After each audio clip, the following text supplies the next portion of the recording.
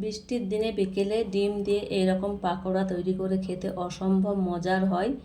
বৃষ্টি পড়ছে, আপনাদের দেখিয়ে দিচ্ছি, আপনাদের বাইরের দৃশ্য দেখিয়ে দিচ্ছি। প্রাকৃতিক দৃশ্য এত সুন্দর লাগছে, প্রকৃতি সেজে উঠেছে বৃষ্টির পানিতে।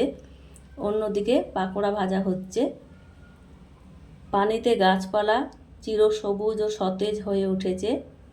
গ্রামের ছোট ছোট বাচ্চারা আনন্দে ভিজে বেড়াচ্ছে। দেখুন কত সুন্দর করে পানিতে ভিজে বেড়াচ্ছে ওরা।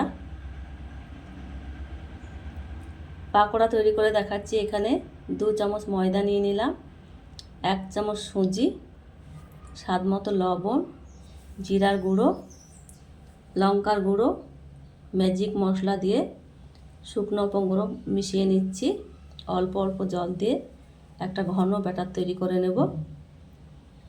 এখানে হলুদ গুঁড়ো দিয়ে দিলাম, কিছুক্ষণ ফেটিয়ে এক পাশে রেখে দেব।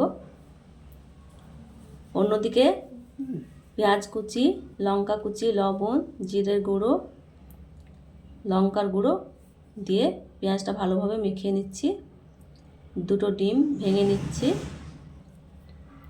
ভালোভাবে ফেটিয়ে নেব।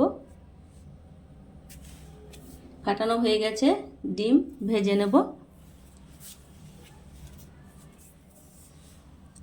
একদিক হয়ে গেছে ডিমের, উল্টিয়ে নিচ্ছি।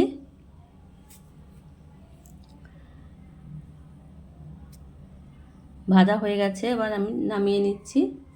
নামিয়ে চাকুর সাহায্যে ছোট ছোট পিস করে নেব। আপনারা আপনাদের পছন্দ মতো পিস করে নেবেন। পিস করা হয়ে গেছে। যে ব্যাটারটা মেখে রেখেছিলাম আবারও নেড়ে নিচ্ছি। ব্যাটারে চুবিয়ে পাকোড়াগুলা একে একে ভেজে নেব। ভিডিওর কোনো অংশ ভালো লেগে থাকলে বন্ধুদের সঙ্গে শেয়ার করে দিবেন। পাকোড়াগুলার একদিক হয়ে গেছে, উল্টে নিচ্ছি। বাদামি কালার করে ভেজে নিয়েছি, তুলে নিলাম। বাকি পাকোড়াগুলো একই রকমভাবে ভেজে নেব। ভিডিওটি ভালো লেগে থাকলে লাইক দিয়ে সম্পূর্ণ দেখে নেবেন, সাবস্ক্রাইব করে পাশে থাকবেন।